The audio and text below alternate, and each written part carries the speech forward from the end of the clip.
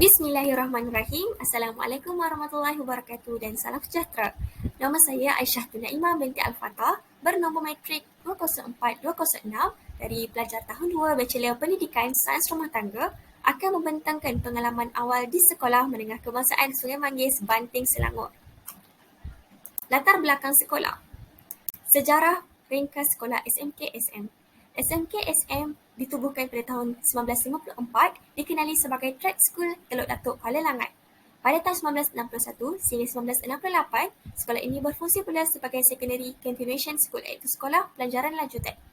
Pada tahun 1972, sekolah ini telah dibuka semula sebagai cawangan SMJK Inggeris Teluk Datuk yang kini dikenali sebagai College Vocational Sultan Abdul Samad. Pada tahun 1998, sekolah ini ditukarkan nama dari Sekolah Menengah Sungai Manggis kepada Sekolah Menengah Kebangsaan Sungai Manggis. Misi, visi dan slogan sekolah. Misi sekolah adalah melestarikan sistem pendidikan yang berkualiti untuk membangunkan potensi individu bagi mematuhi aspirasi negara. Visi sekolah adalah pendidikan berkualiti, insan terdidik, negara sejahtera, dan slogan sekolah adalah SMASH, iaitu Sungai Manggis Sekolah Hebat. Lokasi sekolah terletak di daerah Kuala Langat, Selangor, Darul Ehsan.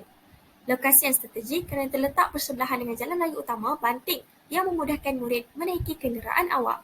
Sekolah ini juga berdekatan dengan sekolah dan kolej vokasional yang lain.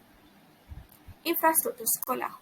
Berikut adalah infrastruktur sekolah di SMK Sungai Manggis.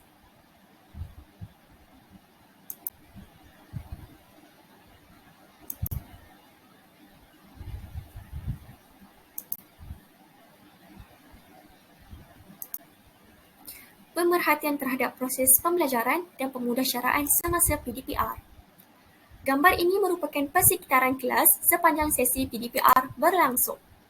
Terdapat banyak aktiviti pengajaran dan pembelajaran yang berlangsung seperti aktiviti soal jawab, aktiviti perbincangan di dalam kelas dan aktiviti kuis dan latihan.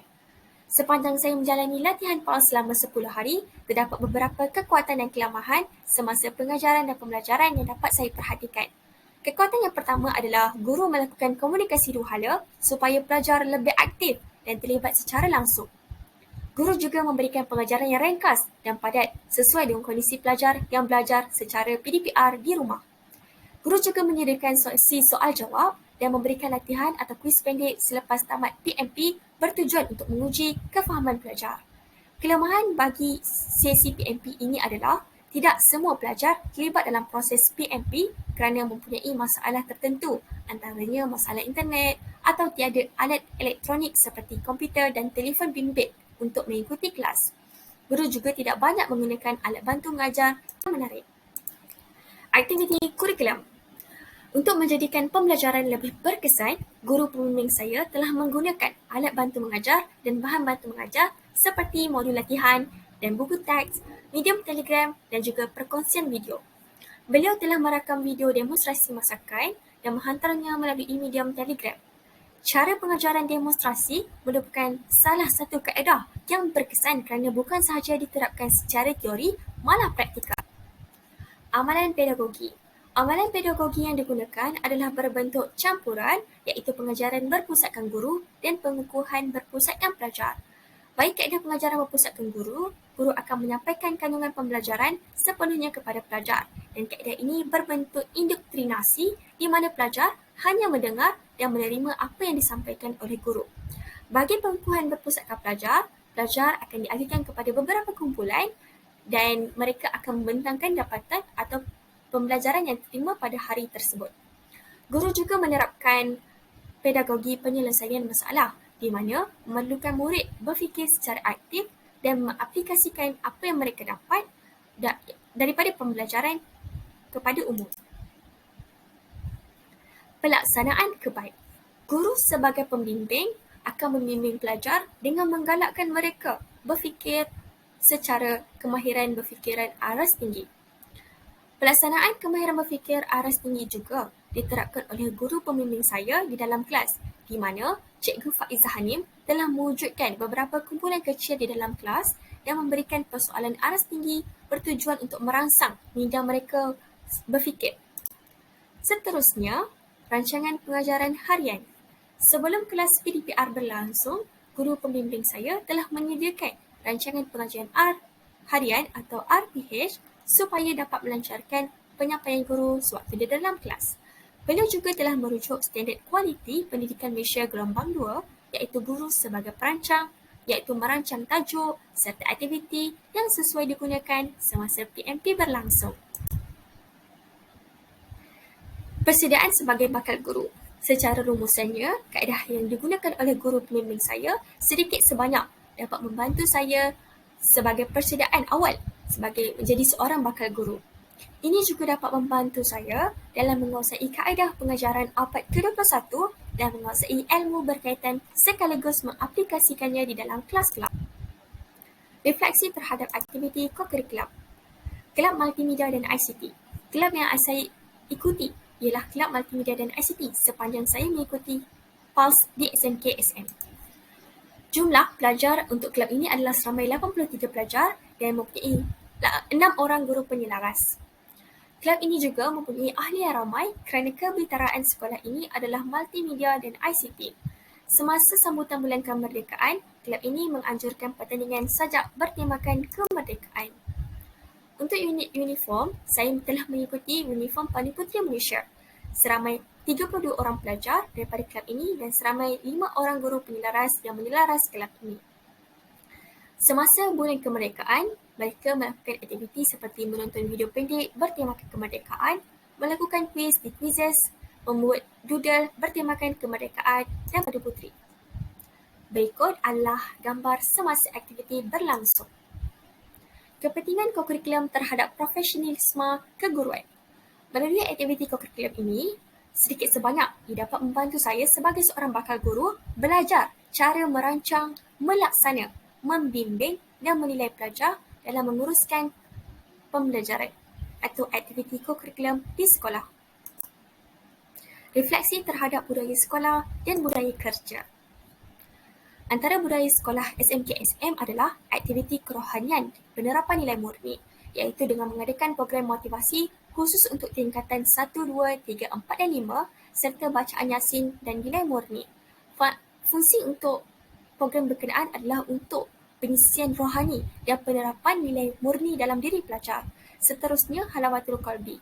SMK Sungai Manggis meletakkan elemen Islamik dalam kehidupan para pelajar dengan mewujudkan budaya Halawatul Qalbi dan menerapkan sikap menghargai murid dengan menghargai pelajar, meraihkan pencapaian mereka dalam Majlis Anugerah Kecemerlangan dan Anugerah Penghargaan PDPR. Antara budaya sekolah, kelemahan yang saya dapati adalah pengurusan masa yang tidak efektif. Pengurusan masa yang tidak baik kerana terpaksa menunggu pelajar dan guru masuk ke dalam Google Meet untuk melakukan program. Seterusnya, tidak mendapat sambutan kerana program yang dijalankan secara maya. Jadi, terdapat beberapa pihak yang mempunyai komitmen perlu diberi perhatian semasa di rumah. Jadi, kuranglah mendapat sambutan. Seterusnya, budaya kerja dalam aspek kekuatan. Di SMK-SM, mereka mengamalkan budaya kerja guru penyayang. Mereka mengadakan program mentor-mentee supaya dapat membina hubungan yang mesra antara pelajar dan guru. Di sekolah ini juga, mereka mengamalkan kerja berpasukan di mana mereka akan merancang modul pengajaran secara berstruktur bersama-sama. Seterusnya, membuat persediaan awal. Seperti contoh, guru pembimbing saya menyediakan RPH sebelum mereka masuk ke kelas. Kelemahan budaya kerja di SMK-SM adalah yang pertama, guru-guru tidak peka dengan situasi semasa. Ada segelintir guru yang hanya memberikan kerja rumah dan tidak memberikan keutamaan terhadap proses pengajaran semasa kelas PDPR. Penilaian yang tidak dapat dilakukan dengan baik.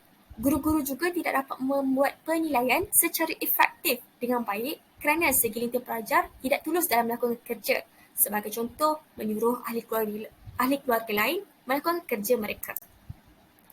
Cadangan penambahbaikan dan justifikasi untuk budaya sekolah. Mungkin sekolah SMK, SM boleh menyediakan sistem merit dan e-kehadiran. Dengan cara ini, jumlah kehadiran dan merit akan dapat dikumpulkan pada penghujung tahun dan akan ditotalkan. Markah yang paling banyak akan diberikan penghargaan. Dengan cara ini, mereka dapat memberikan komitmen yang terbaik pada setiap program yang diadakan.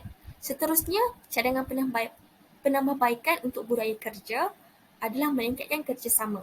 Guru boleh meminta pandangan daripada murid, cara pengajaran yang boleh membantu mereka memahami dan skor dengan mudah topik yang diajar. Komunikasi yang baik antara guru dan murid ini dapat mengelakkan dari masalah pertimihan tugas dan lain-lain. Seterusnya, cadangan penambahbaikan berasaskan perkhidmatan sulam. Kita dapat memperbanyakkan pelibatan murid dalam aktiviti komuniti dengan mungkin cadangan program ini adalah program komuniti kita bersama.